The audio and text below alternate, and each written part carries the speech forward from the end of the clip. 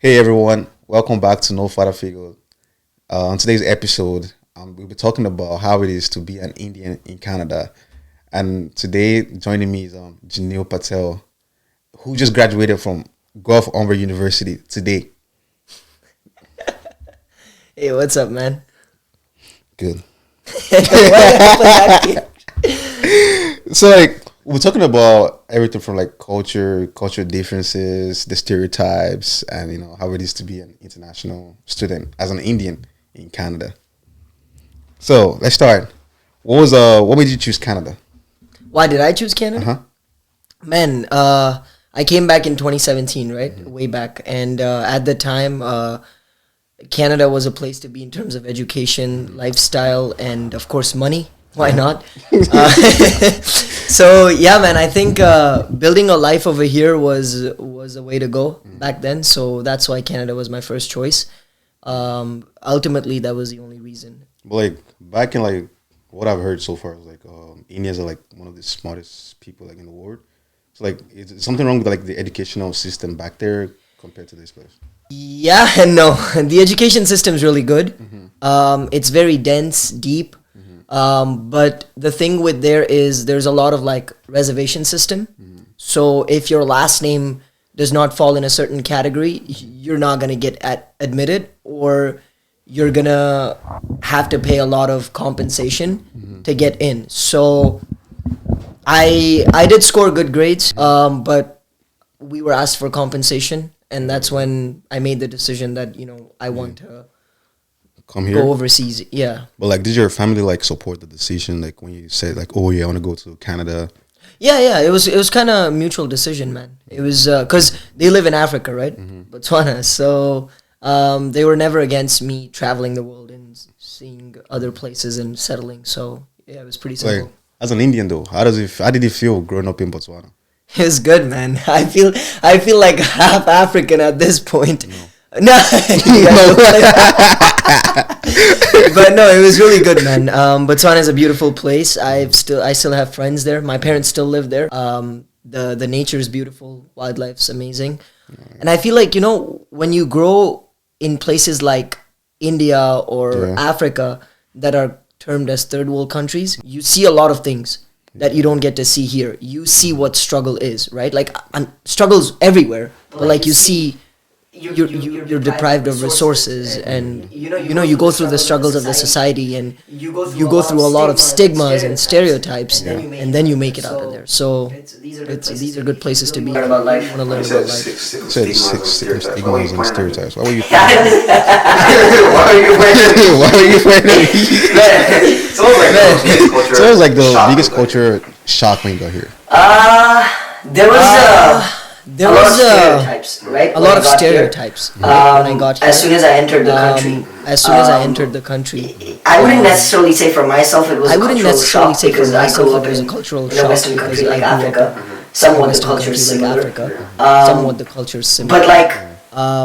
But there was a lot of stereotypes that There was a lot of stereotypes that an individual coming back from India is going to behave a certain way, is going to is going to have a language barrier, is not going to have the right skill set. This is going to be very absurd, but they're going to smell a certain way. There was a lot of those stereotypes that I heard I had to go through myself, and I was like, man, what's going on here? Let's talk about the whole the biggest stereotype here about Indians. Indians stink. Indians. How does that make you feel? What do you have to say about that? Man, I feel a statement like that is very general, and I feel included in that statement, right? Firstly, I'm very proud to be from India, right? And I'm very proud to also grow up in Africa, and I like to stick to my roots. According to our religion, we shower twice a day. I want to get that out of the way, man. So that whole point of, me smelling a certain type of a way is a strict stereotype. I'm not saying people don't, right? That could be of any culture, caste, color, creed. Man, if you don't take care of your hygiene, you're going to smell a certain type of a way. There's no Indian, there's no white, there's no black in that, right? But then you generalizing that as a statement is definitely going to make someone feel a certain type of a way and be like, I'm not included in that statement. Yeah. Why are you generalizing me? Because I have had people and are like, we don't judge you, right? But then as soon as a statement like this comes across the room, you do get judged. Eventually you get judged. So come on, man, like that stereotype is not valid. I don't believe the stereotype, because when you go here, I hugged you, right? You smell nice, bro. Thanks, bro. So how did you find your footing? Was it like friends, sports, school, or like what made you feel so comfortable? Like once you go here, like once you go used to the country? Man, I think so. Firstly, I live with my cousins, right? Yeah. And I feel like they're like my shelter. They've taught me a lot of things in this country. Yeah. But importantly, friends. If I did not have friends, I don't think I'd be able to survive in this country. One such as yourself, man. I'll take it. But yeah, man, it's really important. Like when you go through the struggles from day one, you know where you come from, right? You know you never had it easy. Yeah. So when you have friends that are on the same page and you guys struggle together, taking those buses from John and Jackson every day, sitting in Tim Hortons, now that you drive, like it's a different story, right? But like it's a phase, right? And if you don't have friends, family at the time, friends who you can call family at the time, then it's tough, man. And I feel like the two biggest things that I had in this country was friends and sports. Friends and sports. Yeah. So like let's talk about sports. Like we know like Indians are big cricket players. Yeah. And we know the big guy. the big guy. The big guy, Virat Kohli. Yeah, like, man. How does he inspire you? Because when I heard about Virat Kohli, I heard like this guy was like one of the most famous athletes. I didn't actually believe it. So like I went on Instagram like, holy shit.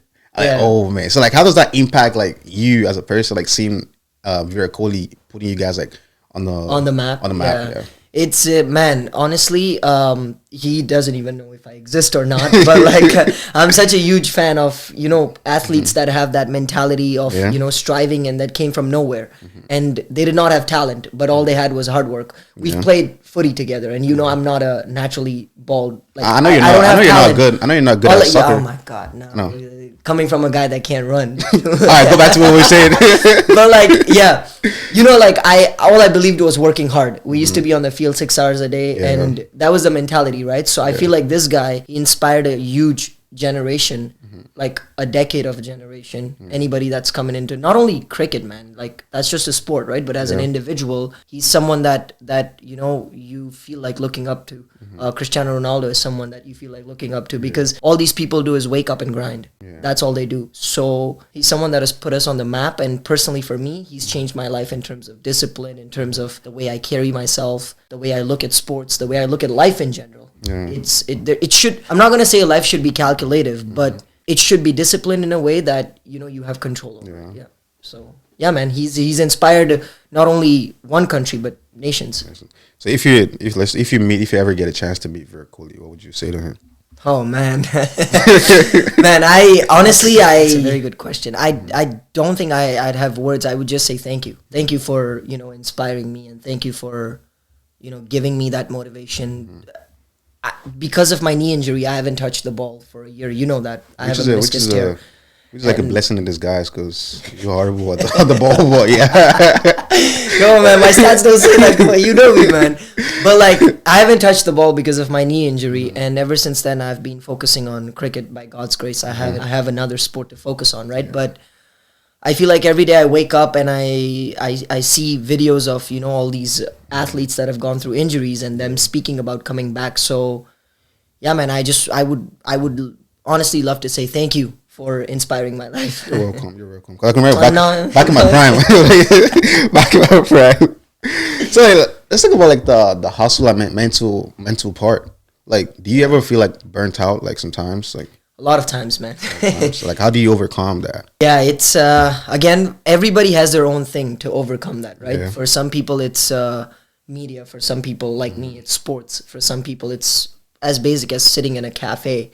For me, it's sports. And we've had this conversation before where, like, you wake up in the morning, the first thing you do is dress up, pray, and then you move on with your life, which is go to school or go to work. and then you come back late at night, you have dinner, and you go to bed, and you repeat exact same thing. And I've done that for 7 years straight, in and out, and I love my schedule. But that does lead to burnout, because you're not taking, that vacation time, or you're not doing that because you're too busy doing your work. So I feel like for me, every day is a vacation if I play sports. Oh yeah. Every day is a vacation. As soon as I'm on the field, man, I disconnect. As soon as I'm studying what I like to study, I disconnect from the world. Yeah. So to me, it's like finding those small moments to deal with the burnout, and spending time with friends and family. I haven't spent time in like 6 months, bro. I know you're gonna complain. When was the last time you called me, eh? Today. So, there's a lot of stereotypes about like Indian students like working a lot or sticking together, all of that. So like, what would you say about that? Like, I believe like sticking together is a good thing. 100%. But, like, they say, they work a lot, they do this, they do that. I heard from most people like, they're taking all our jobs. What is your take on that?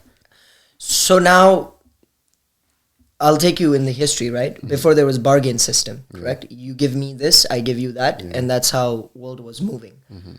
Now you tell me, if you're someone that comes with an aspiration to do something in this country, back home, the economic conditions not the greatest. Legally, you're in this country. Yeah. And if you have 3 jobs and you have the opportunity to make money, why not? Legally, yeah. Yeah, why not? Right? Like legally. I'm going to use that word legally, and I'll tell you why. So I'm an international student, right? And there's 2 phases of the coin. One phase was I've seen individuals that were here for 5 years. 2 of my friends just recently went back home because they didn't get their permanent residency in the country. They were in this country for 5 years legally, got their student permit, got their work permit. They did their field job. They were in IT, right? But because they didn't get their permanent residency points, because you know how politics is fluctuating in this country at the moment, they had to leave everything, man. Start from zero. They went back home, start from zero their entire life. On the flip scenario, there are individuals that came here illegally. Yeah. Yes, am I against that? 100% I'm against that. Yeah. Because now you're taking someone else's opportunity and someone else's seat. But again, coming back to that whole general term that, why are they working a lot? Like they're taking our jobs. Man, it's a job. You have the right to apply. Yeah. Apply. If you get the job, amazing. You also work. You make money. You know what I mean? Like, you need to make money to survive. Why not? There's nothing bad in that. Yeah. But, like, the thing is, like, most of the gas stations now, the convenience stores, the, like, easy places to get the jobs are, like, owned by Indians now. Yeah. So, like, and most people that work at these places, in my own experience, are Indians. So, do you think, like, it's a sort of a... some sort of a, what's that English word? Some sort of a stigma, like, we just hire our own people. We don't want outsiders. We don't want somebody that don't look like me or that don't speak my language or that. Do you think that's something? So that's wrong. I completely agree with you. They should be open to hiring everybody. Yeah. Not just because of the language barrier, you know what I mean? Yeah. But like now let me give you an example that if you have a store, a cultural food store, would you rather want a cultural individual to work there, or would you want someone else to work there who does not know the culture? I'm not talking about gas stations, I'm just talking about that particular job sector, which is the food industry in general. Yeah. But now tying back to gas stations and stuff, I think that's your opinion is correct. Everybody should be open to hiring there. I'm not sure why the owners are not hiring everyone, because I feel like they should, but I just think it's that comfort level, that language barrier, but it's wrong. But you also think like it's cheap labor? And cheap labor, sure. But I mean, the minimum wage is 18, so nothing's really cheap labor right now. That whole concept is completely different, and I'll definitely address that as we go by. So, like, what is it like juggling studies, work, and like, I know like lots of Indians say like money back home. Yeah. Does that like put pressure on? Yeah, because look, there's 2 kinds, right? One, either you're completely rich and you had all that money to come to Canada, because it's really expensive, man, to come to Canada. It's not that simple, right? Plus, tuition is times 4. So a program that's costing a domestic student $3,000 is costing an international student about 8 grand, 9 grand per semester, right? Yeah. So tuition's expensive. So either you're absolutely rich, or either you're in debt by the bank, or you got loans from friends and family, right? Yeah. So now when you come here, there's 3 things you're dealing with: education, accommodation, and you need to make that money to pay it back. because now your parents are going to be pressured. But the whole goal of that is that if you, let's say you make money, you pay it off, now you have a new life here. You can start your life and you can save up. So everybody's goal is that, but then people who lose track. I'm also against one thing though, right? Like there's international students. I'm not only going to say Indians here, but like everybody from all around the world, international students that come here for education, but don't really study. All they do is work. And I personally paged a friend of mine because he never came to classes and all he did was work and he failed. And that tuition he paid again. So I'm like, man, what's the point? You're failing and you're paying the tuition again. And this country has given you the permit to study. So why not study, then make money, right? No harm in that. So there's pros and cons of it. You mentioned out of the three problems, you said accommodation, right? Like there's another thing going around, like, oh, when it comes to like accommodation, like Indians, oh, in the house is supposed to be just for like 3 people. There's like 10 Indians in there, 15 Indians. How true is that? What I've seen personally is recently I went to a place. I saw a 1-bedroom house and there was about 5 people adjusting in that house. And I feel like it's their choice, right? Like they're adjusting in that house. I have no idea how that is affecting homelessness in this country. When there's 5 people living in a 1-bedroom house, it's their choice. If their owner is allowing that, it's completely up to their discretion, man. If they are like, well, it's okay, our privacy is compromised, isn't it good? You're sharing a 1-bedroom house, so that means another bedroom house is open somewhere. So how is homelessness related to Indians living in one room and sharing the room? You know, like I'm trying to connect the dots here. Like, how is that related? Like health-wise, I feel like that's not safe or that's not good. It depends. Again, it depends the kind of people you're living with. There are individuals that are extremely, keeping the area unhygienic and stuff. That's definitely a conversation with them. And that through your podcast, I would try to, request them that, if we're given a space, let's respect the space and let's respect our neighbor's space and stuff. But like, if you're tying this back to the economy and the homelessness that's growing, I don't feel like it's, the international influx. I'm not only going to say Indians here, but there's a lot of people coming from all around the world, right? Influx coming into this country. Look, the government goes, we want this many people, right? They had that many people. Certain amount of numbers that they laid out a couple of years ago. We want this many people from all around the world. That includes international students, refugees and whatnot, right? You have it. Now you don't have a plan. Where are you going to keep them? So when you don't have a plan, now individuals that were already living here, they were like, well, oh, whoa, buddy. You all just came in. You guys are affecting our space. But we're not affecting your space. These people came in all around the world because they were given the opportunity to come in. Let's not count the people that came here illegally. But like people that came in legally, right? Now, how is it our response? We need a place to live. Like I'm talking on behalf of everybody that came after COVID, right? Because before COVID situation was different. They need a place to live. They never stepped onto someone's back to, get a place. It's just that there was no infrastructure. And so there was this viral video from last year, 2 years ago. Like there was this, I don't know, it's a carnival or a festival in Canada here. Like Indians, like in the whole neighborhood, they're like playing loud drums, doing all of that. Like, how does that make you feel? Like, because everybody, like all the other people, like in the community, are complaining like this is too loud. It's loud. And then the Indians are like, oh, we don't care. We're celebrating our culture, all of that. Do you think they should have brought that here?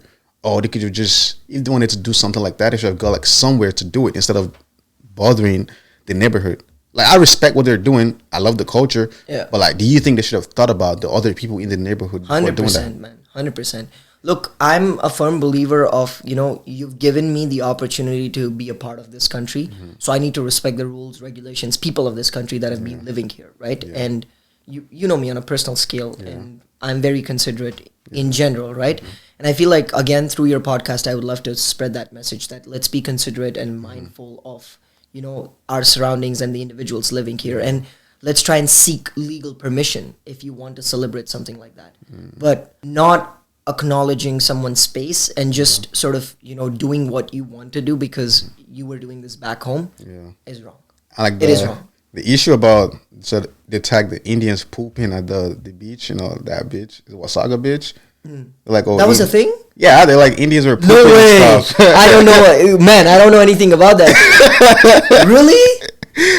They're like, oh, it's the Indians pooping and all of that shit. Is that like a stereotype, or was it's that not like stereotype. Like, it was in the news. Like, No way. it went viral. It was a big news. Like, they had to close down the beach for some time. Man, yeah, no. Again, through your podcast, I apologize on behalf You have no of idea. everyone. I genuinely had no You never idea took a shit until there? today. Oh, you No? really had to ask me that question. Man.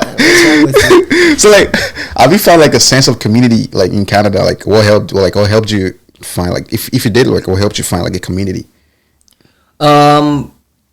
In terms of what though? Like, spending like the festivals, the important days in India with like family, friends here, like the whole Indian community here. Like, how? Man, I think workplaces nowadays are doing a good job because they celebrate Diwali, Holi, all those festivals that Indians celebrate. Yeah. They celebrate a lot of Asian festivals. They celebrate a lot of like all around country festivals to make it all inclusive. And then our Indian community also hosts a lot of events through legal permissions, where also counselors and politicians can come through. I feel like that's something that's really good about this country, that they do allow it, and they do allow you to practice your religion and your festivals and stuff, and they be a part of it. So that's really good. And how do you stay like connected to your roots while being here? Religion, man. I'm a spiritual guy, like I like to practice my religion. I'm a Hindu by religion, and I like to practice my religion. I like to go to the temple once in a while. I like to bow down to the big man and thank him for everything. Yeah. And I feel like, so I was raised by my grandparents primarily, right? And then my parents, of course. Yeah. But my grandfather taught me a lot about our culture, and it's very important to stay grounded and connected to the religion, to sort of feel the aura of the presence. Yeah. That you're in the present. It's very important. Because, man, the life we live here, oh boy, you don't even know when it's sunset and sunrise, man. It's crazy. You would know best, because, that whole basement chapter, But, like, we know as the Indian culture is, do you feel, like, really pressured to, like, be successful? Yeah, man. Oh, yeah? I'm not going to lie. That's my personal thing, though. Yeah. But when you say successful, are you talking about career, or are you talking about economy? Education, career, economical. Education, career, yeah. A lot of people, look, I feel like everything is money oriented, right? Like the world runs, man, the numbers in your bank account dictates your mood. It's all about the numbers in your bank account. That's the world we live in. You know what I mean? Like, you see those numbers, it's gonna make you feel happy, or it's gonna, like, I see the carbon tax reducing, those gas numbers. Oh boy, they make me so happy, man. Oh, bro, I got gas for like $121. I know, bro. Holy. Like, last night in Hamilton, it was 114. Bro, like, those numbers dictates your mood. Yeah. So the pressure of the numbers is always gonna be there. That's for anybody, right? Personally, for me, I can say that I don't think I've yet achieved what I want to achieve. So I'm not yet satisfied with my career. But again, the kind of people I follow, the only thing I believe in is put your head down and keep working, man. Follow the process, the result will come through. Yeah. It's very important. So let's talk about the relationship part of being an Indian. So I heard, like, as an Indian, even let's say you're from the Punjab side, and you Gujarati, you cannot like marry each other. No, so that again depends on the kind of family you come from. Now it's improving. It was, the culture was there. I'm not gonna deny. Where you just marry a certain type of a girl, or you marry someone from your own caste or creed. But now it's improving, where, like, you're open to marrying anyone. Yeah. But the thing is that, to quote an example, right? Like, what the mentality is that you marry someone that right away fits to your culture, right? That's the mentality ultimately. But there's still that side of the country that's, improving and catching up to the Western thinking, the modern world, that, you can be open to other stuff too. So that is there. I'm not going to deny it, but it's less now. It also depends on family, man. Personal preference is like, would you want to, have someone in your life that's already comfortable, or would you want someone that's, going to go through all? Man, look, I'm someone that, if the girl could be anyone, right? I don't want, why does she have to go through all these struggles? Why does she have to go through all those societal struggles just to be with a man? Yeah. Why? She doesn't deserve that. Yeah. So that's where all that thinking comes into effect, and that perspective that, should I just now aim for someone that's from my culture, or should I go for someone, and if she's ready, why not? Right, but like, it's a lot of mixed thoughts, man. Now it's improving though, I can tell you. Like, you go to like all these capital cities and they're open to anything and everything, man. But like, another thing is like, is there like a reason like most Indian girls would not date like an outsider, like someone that's not Indian, like this, like an African, a white person, all of that? Do you think like it has to do with the parental upbringing, or is there something in India like, oh, there's people you cannot do this, you cannot do that? Like, it's upbringing, it's personal preferences. Again, like I said, like, you know what I mean? So if I'm comfortable with a certain kind of a person in terms of, sharing what I feel like, if that's my own kind, then why not? When there's a lot of options, right? But it's upbringing, it's the culture, that's what they're told when they're born. Ever since then, the society is, you're told to marry a certain kind of a person, find your, and girls, I feel like, like, back home, man, they have to go through a lot of like struggles to express themselves. And I would like to, through your podcast also request that, man, like, now they have a voice. So I'm really happy that, women back in the country, anywhere, like all third world countries, they have a voice now. Well, it's crazy because they really had to fight for it. It was That's crazy. That's the one thing I'll give to, this whole Northern American continent, that everybody's free to express. You do what you please, no matter your gender or whatnot. But like, it's improving. I'll give all the countries, and you can go anywhere, bro. Any third world country, like, as they say, third world countries, which is now again developing nations. You go to Africa, you go to India, you go to any part of Asia. Girls have a voice now, and I'm really happy that they're involved in politics. They're involved in education sectors, sports sectors. Like, India's like, you guys don't go to like the World Cups for soccer, all of that, no? Not for soccer. Not for soccer, man. But you hey, guys play soccer though. Oh yeah, you guys have leagues and bare stuff. ballers. We have ISL, the Indian Soccer League, right? Yeah. But we have bare ballers. It's a lot of like corruption and politics. So so like, why don't you guys just try to like play for the World Cup or something like that? We were competing for our rank, man. In FIFA, but the FIFA president, he was down there, and he's promoting a lot of local soccer because our legend Sir Sunil Chetri, he's the third most active goal scorer of the world. Oh yeah. Yeah, you're the one that told me. Sunil Chetri, you know them. Chetri? Yeah, he's the third most active goal scorer of the world. So Indian? Man, he's the one that put us on the map.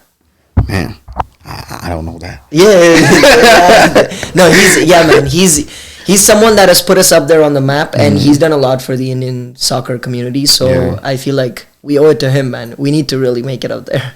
Like, growing up, before I figured like how Indian movies work. Growing up, I used to really be a huge fan of Indian movies. Yeah, sing that song. Sing.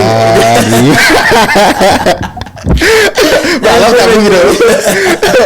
It's called Call Me Gay, no?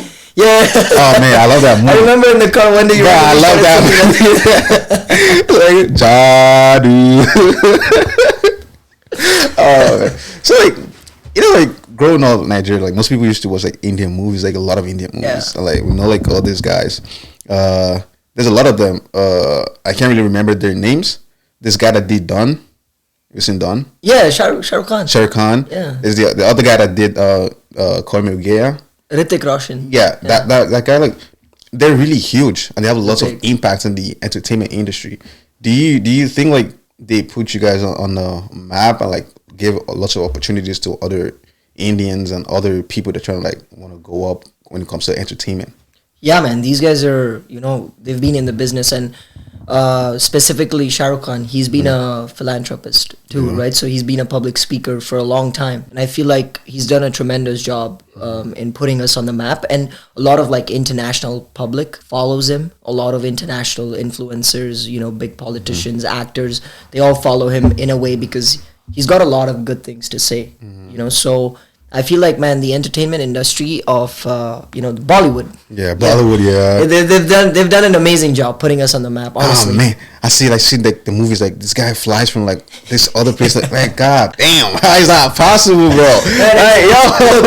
We're doing good now in VFX. I promise.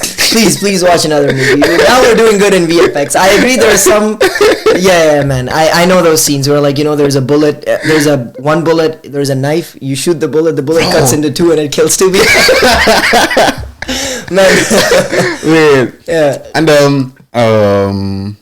when it comes to like social life here, do you think like it's improving like everybody like socializing with like everyone or all of that? Because like I know like Indians like they love to keep to themselves, but like as time went by, like I've been seeing more Indian like being out there, like lots of people getting involved in like other people, other cultures, activities, and all of that, trying to learn more about other people's activities. How does that make you feel as a person? Man, it's really good to see this because I feel like this is a very diverse country. By the way, Canada, like you have everybody, man. Yeah. You have everybody, and you get to learn about. Like, how like there's this everybody in our friend circle is like, man, this guy's half African. Yeah. Because I've learned the culture, like, and I really like the culture. Then there's the European side of it. Then there's you go to the Spanish side of the culture. You come to the Indian side of the culture. You're comfortable with your own community because you can speak the same language. Yeah. And it's a lot easier to use those slangs and all of that. But like. Now that everybody is being, inclusive, I feel like it's really good to see that. And there's, we're breaking that barrier. Yeah. Slowly but steadily, that barrier is breaking. That, this individual's from a different country, but they can still adjust in our parties. We can still go to their parties. Man, I had, so my cousins or my sisters, friends are all Canadians. They're always over for dinner, man. Yeah. And they love Indian food, man. I love Indian food too. Pull up, man. I think the best Indian food is the Hakka noodles. Of course. Bro, I love always ordering that. I love Hakka noodles. Always ordering that. I haven't had the privilege to like try other food, but like I would love to try more. And there was this thing I tried sometime. It was like two brown bowls and like a small thing. Manchurian? No, it has like this name. It's like so sweet. It's sweet. Really sweet. Gulab jamun. Something like that. Gulab jamun, yeah. Like you had that was really good, and the Hakka noodles 100%. So anybody that wants to like try Indian food, I recommend Hakka noodles. So are you saying after this? I mean, shit. On you. No problem. Alright. So what advice would you give to like any Indian international student trying to like come here? What advice would you give to them? Man, if I can spread this to your platform, like don't be afraid to express yourself. Like I was, I came here as an international student just with aspirations, just with, dreams. Yeah. Like I was walking through, Mohawk College's corridors, and I was like, one day my photo should be there. And then I went to the team, and there's a lot of like, man, I'm not gonna lie, like I did feel a sense of racism at that time, and I was a minority in the room, but I felt like colleges are doing a great job creating that culture of inclusivity. So don't be afraid to express yourself. As basic as you feel like playing a sport and you think you're good at it, but even if you have the language barrier, go for it because it's your skill. The more you express yourself, the more you're gonna do. And if you're here to study, then make money because there's more opportunities. Like you go to schools, not a lot of people even know about scholarships, man. And like, man, you can get a scholarship every single semester, bro. Every single semester. Like all the schools I've studied in, I got scholarships just because, I was always that kid who went to people and be like, how do I get this? What do I do? So, oh my God. There's nothing to it. In there. But you know what I mean? Like, it's as basic as that. A lot of people are afraid to express themselves. So, like, I really want to request everyone coming to the country, like, you all are so talented and hardworking people that you crossed an entire, nation to come and settle here, leaving your family there who has hopes and dreams from you and for you. So, like, don't be afraid to express yourself. Like, just go out there and do your thing, man. And you don't just sit and opportunities does not walk to you. You have to dig for it. You have to go towards the opportunity and you have to, grab it. You don't just sit and it comes to you. So don't be afraid to express yourself. Yeah. And population wise, you guys are like over 1.2 billion. Yeah. Bro, nothing about, you guys don't know nothing about birth control or all of that stuff. Like, how does that work? Like, I'm curious though. It's crowded, for sure. Like, it's crowded. That, man, I have nothing to say about that. Why the population's like roofing, man. But there is like a lot of like awareness campaigns and advertisements back home now that are being played. Man, you know, like the biggest stigma is you go to a shop, right? And you ask for a contraceptive, right? They will look at you as if you've done a crime, man. You've done a condom. Trying to be sophisticated. Condom, man. But like they look at you as if you've done a crime, man. And I'm like, bro, I'm just someone that's aware, and I'm trying to have like, you know, protected sex. Yeah, that's it. But like, that's the stigma to break, man. Like, it's not a bad thing, you know. Like, let's educate people, you know. Let's control the population. Let's, you know, not make this a huge taboo, a societal taboo, you know. It is bad when you do bad with someone, when you force yourself onto someone, right?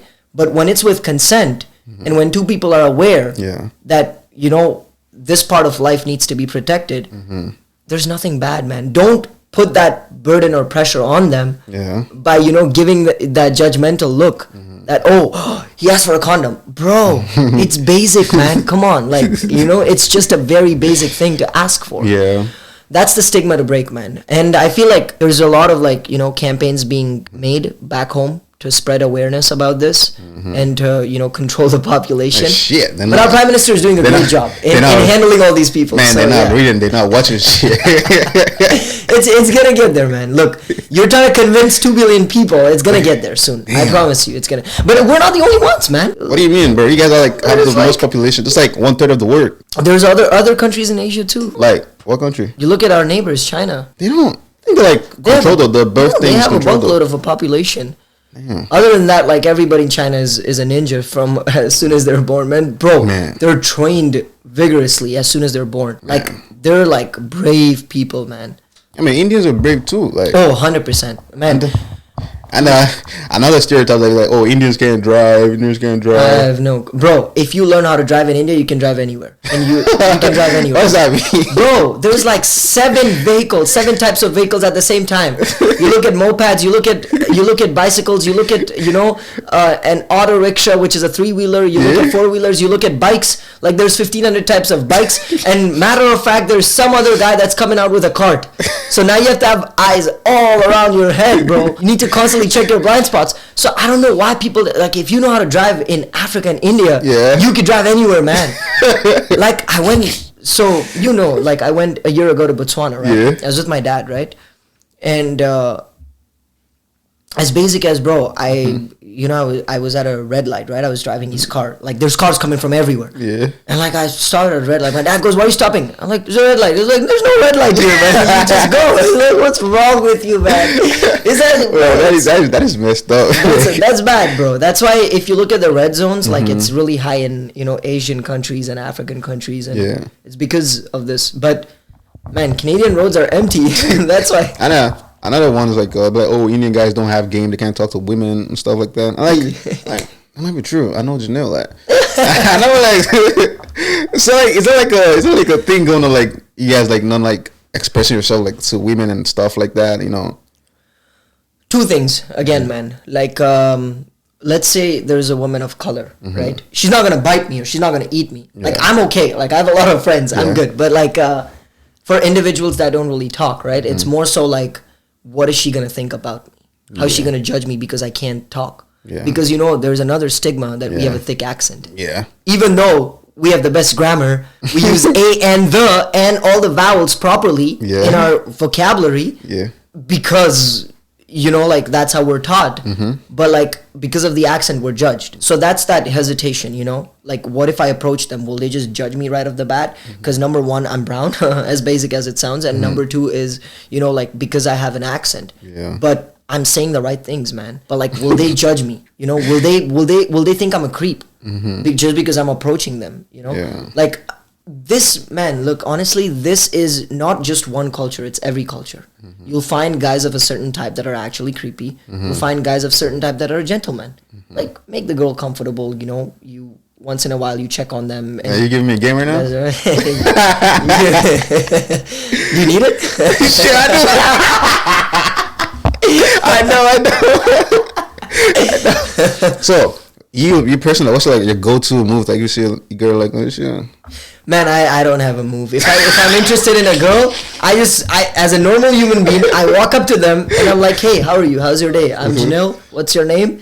I just try and talk to them. And bro, there's a very thin line, right? Like if you're approaching someone, you don't want to make them uncomfortable. Yeah. Right. So it's really important to also notice what setting they're in. If they're not in a setting which is, let's say they're busy, right? They're with friends and stuff. I'm not gonna go there, man. Like you may be the prettiest girl. I'm not gonna approach you. And I want to make you feel uncomfortable. Yeah. But like, you know, if you're standing there, you're just doing your thing. I'll be like, hey, how's it going? You know, are you having a nice day? It's very normal to ask that. Well, in a country where like there's a lot of diversity and all of that, do you think you'd rather talk to somebody that's familiar with your beliefs, your background, your societal upbringing, all of that, instead of talking to somebody like literally too brand new, like not Indian, person of color, all of that? Would you rather talk to your own people and stuff? No, man, yeah, I think it's a very good question you ask. I feel like it's always about personal choices, right? Like it's about the comfort level. Yeah. Like, do I want to look? I'm at a point in my life where I want to settle. I like the concept. I like the foundation of settling. You know, having a wife. I'm saying that out loud for the first time. Yeah, I'm open to the concept of, you know, settling. And I feel like if you find a partner that's, you know, already aware of your culture, who's really comfortable with you in your setting, in that family environment. I am a family oriented guy. So if they're already comfortable, then, you know, I wouldn't want to waste the other person's time. So I would rather talk to someone that is, you know, going to match with the vibe.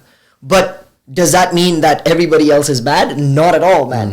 Like, you never know where life's going to take you, right? Like, you should just be open to knowing. Because I have a friend who has a Canadian wife, right? She's born and raised here, and she's white. And she's from the white culture, the background. And, man, she cooks Indian food. Like, delicious Indian food. And she celebrates all our festivals. She's a part of the culture. So there's that side of Canada too, and I'm like really thankful to everybody from this country that, you know, you guys are like all inclusive when it comes to that factor. I mean, I think I would say 95%. That comes down to the point where they say, "Oh, if they want to, they will," you know. Yeah, like okay, your podcast. What's your preference? Man, this is about you, bro. No, it's no. You're supposed to be answering the question. We're not proceeding without you answering this question. I'm a man of love, bro. Like, anybody.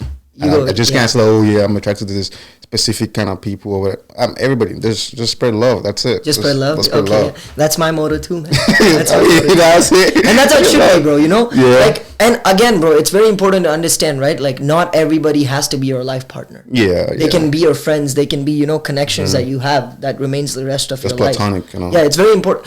It depends on what stage and what you're looking for, right? Like, if you're looking for something serious and you don't want to just, you know, mess around, then you approach certain type of goals. Yeah. And that's, your actions would speak louder than your words. Yeah. And then before we end this, so like there's like, you know, media doesn't do justice about how a country should be seen. Yeah. You know what I'm saying? So like I've been seeing lots of videos like on other social platforms about like the food in India, like street foods and all of that. Like they don't look pleasing. So want to try it. Do you think that there's more to it? Do you think media is just doing damage, or there's actual places, like good places you can eat? Because I want to go to India for vacation sometime. Oh man, there's amazing places. And after this whole, you know, there was this entire wave of lockdown, and you know how like you can't like touch things, and because of COVID, right? Yeah. There's been a lot of like places that were raided because of, you know, food safety and inspection. Yeah.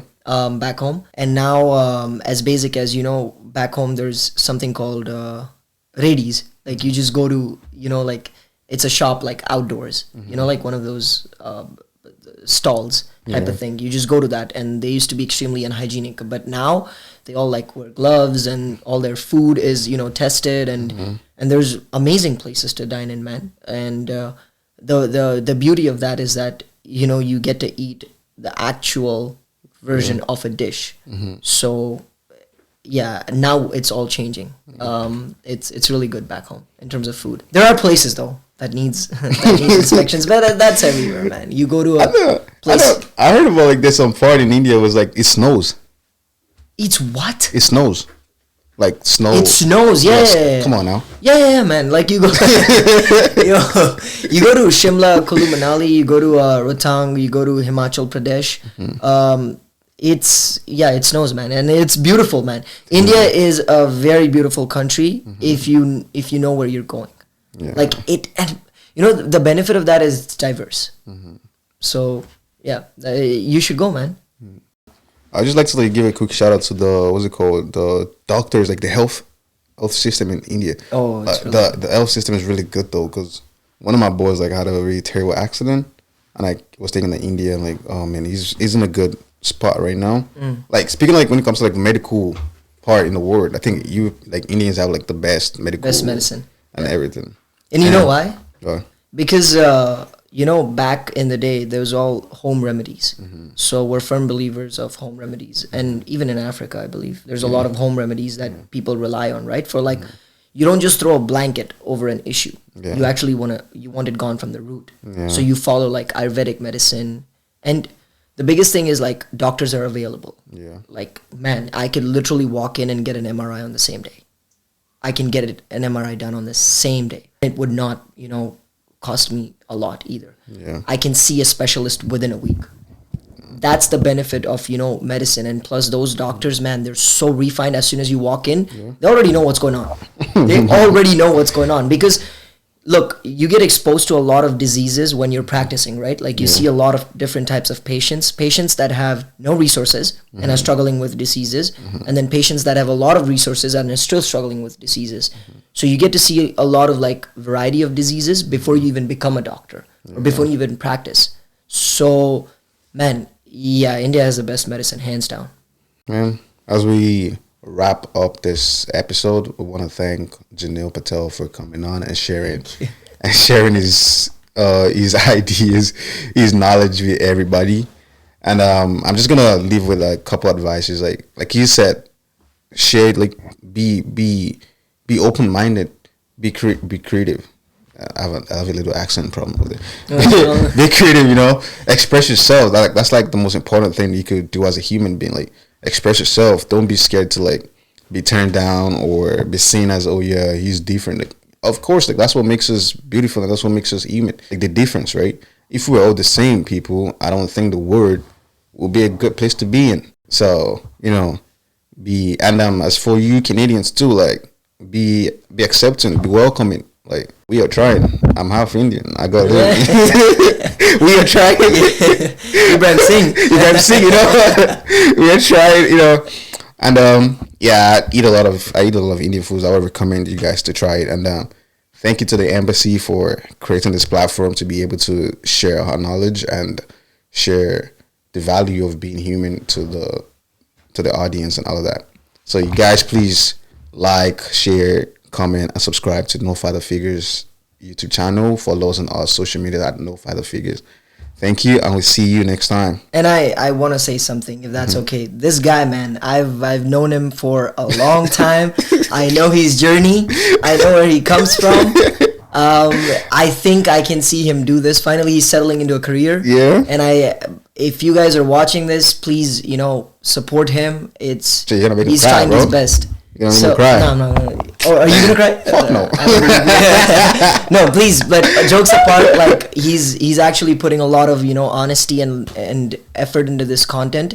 So please help a brother out, and he's gonna have a lot more fun content coming for you. Yep. And we all are, you know, vouching for him. So do watch his shows. He's got some interesting concepts coming up, and thank you for, you know, anybody that's watching and his audience. Thank you. Appreciate it, man. Appreciate it. Yeah, man. no worries, man. And to my Punjabi people, Fair Milange. And what about my Gujarati people, man? Don't forget them. Sat Sri Akal. No, Kemcho. Majama. Aujo. How do? Yeah. All right. It's a wrap. Yeah?